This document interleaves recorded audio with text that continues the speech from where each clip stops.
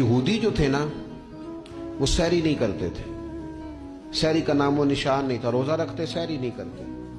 तो नबी पाक सल्लल्लाहु ताला अलैहि वसल्लम ने फरमाया हमारे और यहूदियों के दरमियान फर्क ही सहरी का है। और नबी पाक सल्लल्लाहु ताला अलैहि वसल्लम ने फरमाया सहरी खाया करो, सहरी खाने में बरकत है। और अगली बात सुननी आपने तो खुश हो जाना है, सहरी को मामूली ना समझे, सहरी करना इबादत है। हाँ हाँ, आप मत समझे कि मैं रोटी खा रहा हूं, ये तो मेरे सामने दही रखा हुआ है, ये तो सालन रखा हुआ है, ये तो अचार रखा है, तो चपातियां रखी हैं। सहरी खाना इबादत है। आप सुबह उठे, आपकी तो रूटीन ही और थी, तो 7 बजे खाते थे, 9 बजे खाते थे। ये जो आप सुबह खा रहे हैं उठ के सहरी में, अपनी मर्जी से थोड़ी खा रहे हैं, ये तो किसी के कहने से खा रहे हैं, ये तो किसी के बिठाए बैठे हैं। ये जो सहरी का लंगर है, ये रब रसूल की रहमत के साथ अता होता है।